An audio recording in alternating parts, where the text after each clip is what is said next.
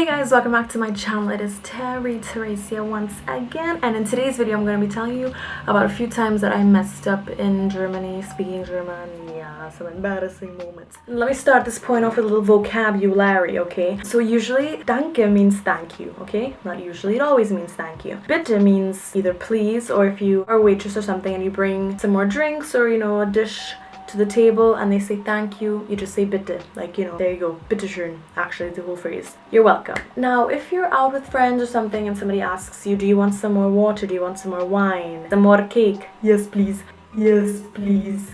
And you say danke, most times that really, they will interpret that as no you don't, because you'd say nein danke, no thanks, I don't want any. So if somebody offers you and you say thank you, it's like nah, I don't want it.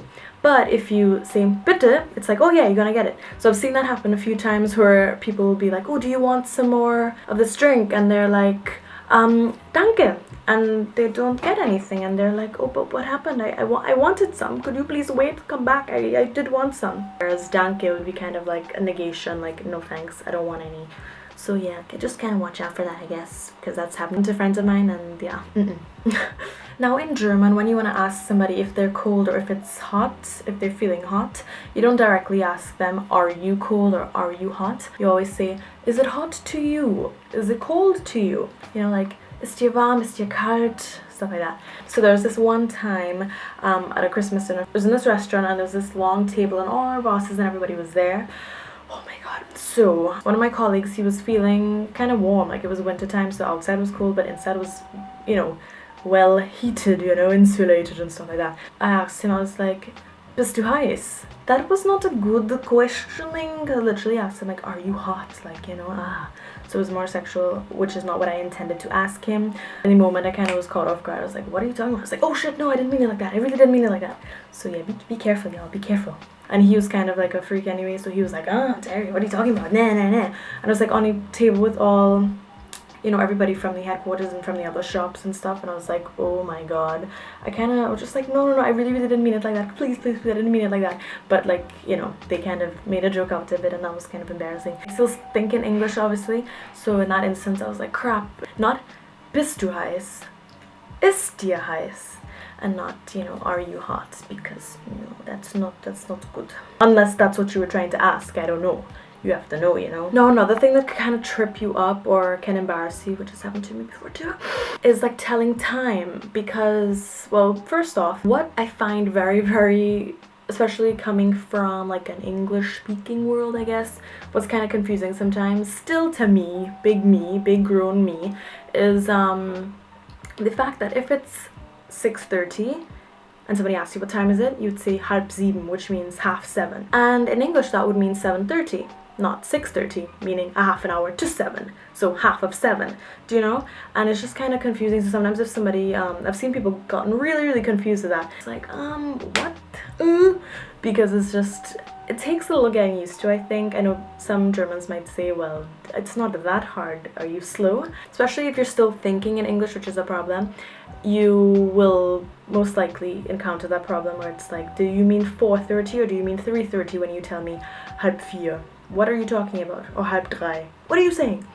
So yeah, when you say halb whatever time, you mean literally the time before, actually. I know it seems a bit backward, 6:30, 5:30, what? But yeah, that's just how it is, and that's kind of embarrassing sometimes. If you don't know, you know. And another point on that time thing, as I mentioned in one of my previous videos, two of my previous videos, my best friend Joey and I went to Prague. We took the bus from Munich. It was a 5-hour bus ride, back and forth. And the day we were supposed to come back, our bus was leaving at 5:30, 17:30, 5:30 in German time. And my dad asked me before, he's like, oh, what time are you guys coming back? And I literally wrote to him 5:30. And that was early in the morning, so I didn't even have my phone the whole day, so I didn't think about it. We're gonna leave at 5:30 in the afternoon. I'm not really an early riser, so yeah, just as a disclaimer, y'all understand where I'm coming from. So we got on the bus at 5:30, our scheduled time, and then when we got into Munich, I had, connection again. And I saw all these missed calls from my dad and like random people, and they were all worried, like, oh my god, you guys were supposed to leave at 5:30 a.m. and you guys didn't arrive yet, everybody's worried, what's going on? Message us, call us, please, what's going on?